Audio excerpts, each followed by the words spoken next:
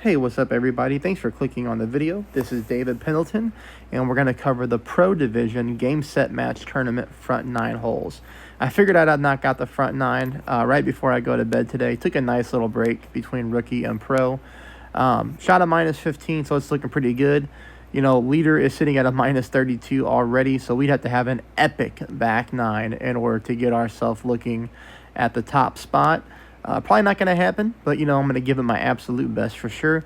Overall, I'm very happy with this front 9, and you're going to see we left quite a few balls right at pin. This could have been just a huge round, but that's just kind of how the game goes. Okay, hole number 1, I played 10% at mid. I did quite a few practice balls on this one, and I just couldn't get it. 2.9 back, and then 3 bars of side spin to the left. Here, you're going to notice I've got some of the blue ring in the sand, and I'm trying to get my orange ring like right at the rough line. It's a little bit past the rough line on this replay. But 10% is my pool. I just could not get this ball to be a hole-in-one. So I decided to stop wasting the practice tokens. I decided to stop wasting the kingmakers. I think ultimately what we need to do is just go 3 back, 3 left, and offset just a little bit to the left-hand side. Do the same type of pull, and maybe you'll be luckier than me. Hole number 2, this one, again, is going to be something that we have to do controlled overpower on. So, took me a few practice attempts to figure out exactly how we were going to control the overpower and get this thing onto the green. First thing is 20% at max, and we're going to do 4 top with 2 left. 4 top, 2 left, and ultimately, I'm just stretching out my club just to get it like that, to where it's fully on the green. So kind of over there on the right-hand side of the green. You see that? And then I'm going to back it up quite a bit. And this was the hardest part for me to figure out because I kept flying past the green. Notice I have to back this thing up like 10 yards. I guess that's the best way to explain it. Because when you're at max distance here, you're at plus 30. I back it way up. All right? And then I still make a 20% elevation pull. And I guess this is the benefit of practice tokens now. You know, I've always said that I hate it, but now maybe after, you know, some success and some detailed note-taking, it is helping me out quite a bit. So the only thing is I'm just going through balls like crazy. So that was my best shot, but I did eagle both accounts, and that's how we get ourselves onto the green on hole number 2. Hole number 3, we played 10% at max. This one here, we're going to go 5 top, 3 right. And instead of playing closer to the rough line, we're going to move our target over here, you're going to see. So that way we don't encounter that roll from left to right into the rough. We're going to play almost our orange ring at the rough line, a little bit of the orange ring in the rough, most of it on the fairway. Again, we're playing pretty significant here. And notice here when the game starts, like I have a little bit of headwind, right?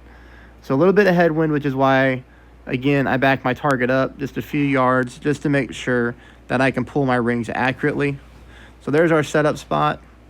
Here, we make our pull 10% at max.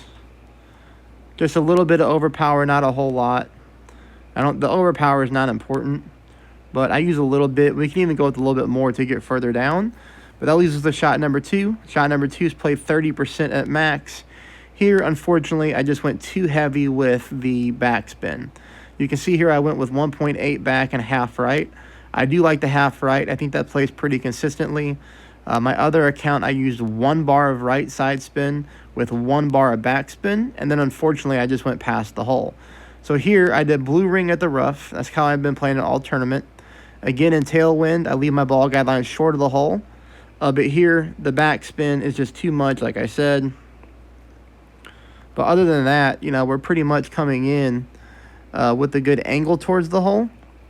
So maybe if the ball comes in a little bit faster with less backspin, you'll be able to pick up that albatross. Hole number 4, I'm going to show you what not to do first, and then I'll show you how to fix it. So I thought I had it okay. This is a real shot. This is not practice. This is full top, 2 left. And then I always stretch out here to get my ball guideline in that second set of purple bushes. So you see the first set and then the second set. I always aim in that area. And then here I make my adjustment, which is 10%. and then I push back up to max. This was too much of a push up to max. I go a full overpower, a full ball of curl to the left, and we just got all of this thing. This thing like wants to drive to the green, but it gets stuck right here. And of course, we'd rather just stop, on the fairway. So obviously a very safe birdie attempt. But here we do pick up the eagle. So on this one, we have less wind, 6.8 miles an hour. Now I did the same thing. I went with full top to left, and then I backed off the top spin, and then I put it right back on. So I was thinking, okay, with, a mile and a half less wind, I'm still going to make my adjustment. So this one I kind of had to think on the fly. And then instead of pushing up to max, I backed it up a few yards. So I think I backed it up 2 or 3 yards, but I did the same overpower, same curl. And this gave me a more controlled overpower shot as well. I think that's really probably the next part of my game that I'm trying to improve on, is taking a look at plus yard marks to figure out, how to make sure that I land these shots, because, maybe I could have picked up an eagle on both of my accounts on this hole, but, I couldn't pick up the eagle out of the rough. It just didn't go in, even with a perfect ball. But here I do pick it up. This gives us a nice in-bringer shot with 2 back, 30% at max. Ball guideline pointing directly at the center of the cup, just like that. This is over a 6 ring pool. But again, we add quite a bit of elevation just because we're using a power 5 ball that's only wind resistance 1, which means we're going to get the high end of the wind here on pro. And we do bounce into the cup for the eagle. Hole number 5 will show you an albatross. Unfortunately, I didn't get it when it counted, but I did get it in practice. Felt really confident heading into it, but caught a catch of the greats on one account, and then somehow on the other account with a perfect ball, it got stuck on the top part of the green, which was weird. But regardless, here you saw it 6 top, 3 right. We're going with just a click of overpower.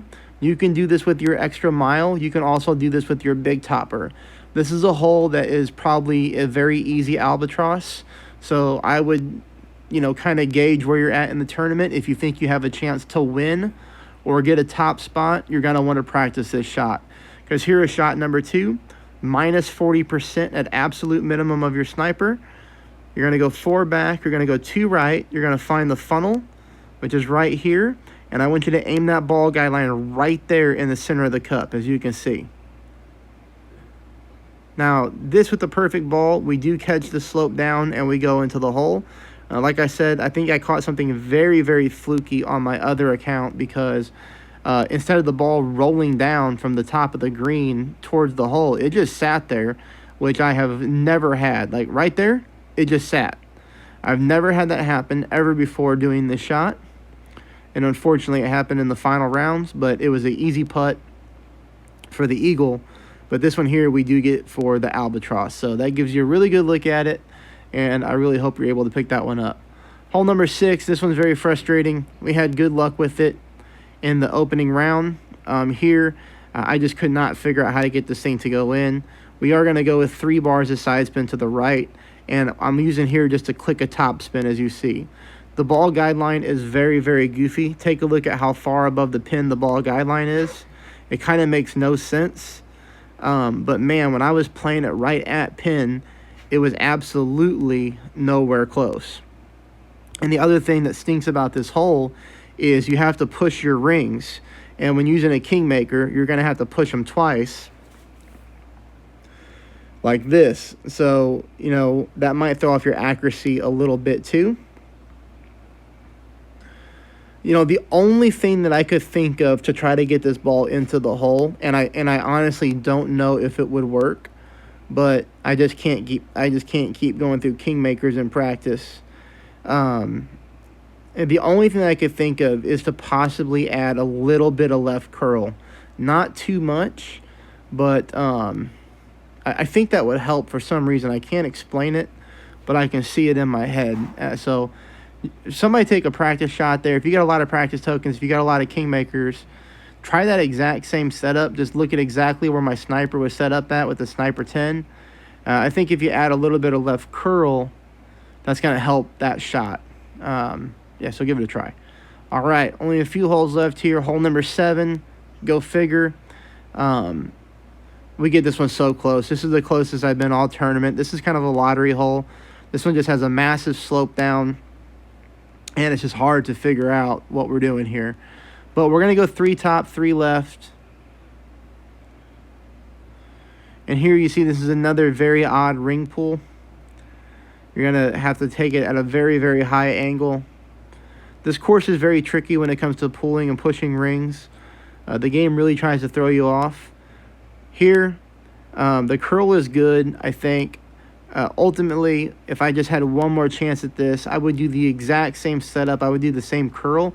I would just add a click of overpower, and that would help get us higher up that slope there. Because you're going to see, I actually thought this was going to be a hole-in-one based off the initial camera angle. But I think just a slight bit of overpower, and we could get that one to fall.